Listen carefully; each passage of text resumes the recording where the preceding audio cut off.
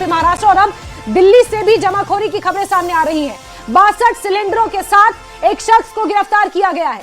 48 भरे हुए और 14 इस्तेमाल सिलेंडर्स उसके पास से बरामद किए गए हैं। और इस बीच जो एलपीजी की किल्लत को लेकर खबरें सामने आ रही थी, उस पर यह खबर आपको जामिया नगर से बता रहे हैं, जहां 62 सिलेंडरों के साथ एक शख्स गिरफ्तार हुआ। इससे पहले उत्तर प्रदेश के हापुड़ से भी एक शख्स के घर से 55 सिलेंडर जब्त किए गए थे। ऐसे में अब एलपीजी को लेकर जो खबरें थी कि लोगों के बीच पैनिक है, पैनिक बाइंग की सिचुएशन है, एलपीजी की किल्लत को लेकर जो खबरें सामने आ रही थी, उस पर कार्रवाई करते हुए अब जामिया नगर से आपको यह खबर दे रहे हैं, जहां 62 सिलेंडरों के साथ एक शख्स को गिरफ्तार किया है। पुलिस ने यह कार्रवाई की है और इस बीच देश के अलग अलग शहरों में अलग अलग जगहों पे सैकड़ों की संख्या में ये छापेमार कार्रवाइयां की गई हैं, ताकि जमाखोरी और कालाबाजारी पर लगाम लगाई जा सके। और ऐसे में दिल्ली के जामिया नगर से आपको यह खबर दे रहे हैं, जहां 62 सिलेंडरों के साथ एक शख्स गिरफ्तार हुआ है। 48 भरे हुए सिलेंडर और 14 इस्तेमाल यानी कि यूज्ड सिलेंडर, खाली सिलेंडर इस शख्स के पास से बरामद किए गए हैं, जिसके बाद यह कार्रवाई की है पुलिस ने और इस शख्स को गिरफ्तार किया है।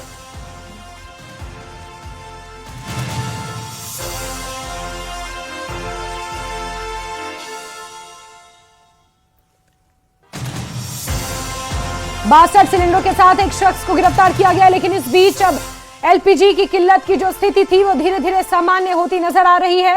92,720 मीट्रिक टन लेकर एलपीजी के 2 जहाज स्ट्रेट ऑफ हॉर्मूज को पार करते हुए शिवालिक और नंदा देवी भारत पहुंच चुके हैं।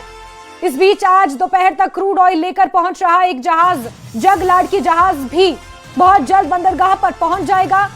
और ऐसे में एलपीजी की जो किल्लत थी वो धीरे धीरे अब सामान्य हो रही है, स्थिति धीरे धीरे नॉर्मल हो रही है। दीपक बिष्ट हमारे सहयोगी ज्यादा जानकारियों के साथ मौजूद है फोन लाइन पर। दीपक, जरा बताएंगे इसको लेकर अपडेट। एक शख्स की गिरफ्तारी हुई है, 62 सिलेंडर उसके पास से बरामद हुए हैं।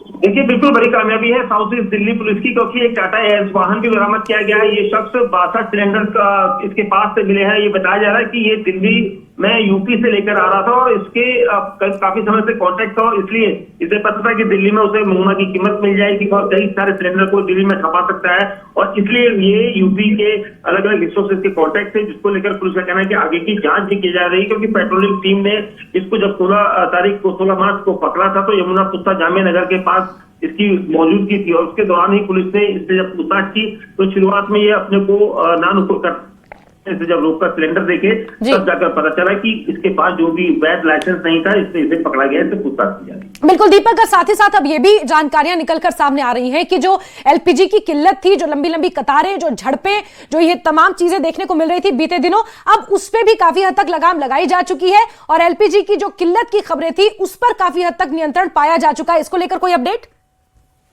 तो निश्चित तौर पर शुरुआत की और में लगातार लोग खुद ही ऑनलाइन लगातार प्रोसेस कर रहे थे, जिससे एक हड़कंप मच गया था। लेकिन धीरे धीरे गवर्नमेंट ने लोगों को भरोसा दिलाया और लगातार गोदामों में सिलेंडर की मौजूदगी है, दिखाई दे रहे हैं, लोगों को मिल रहा है। लेकिन कुछ जमाखोर हैं जो इस तरह की घटनाओं को अंजाम दे रहे हैं। तो इससे पहले भी बता दूं, एक दिन पहले दिल्ली पुलिस की क्राइम ब्रांच ने 610 सिलेंडर ऐसे पकड़े थे जो एक गोदाम में रखे गए थे और कॉमर्शियल सिलेंडर थे, और आज दिल्ली पुलिस ने 62 सिलेंडर पकड़े हैं।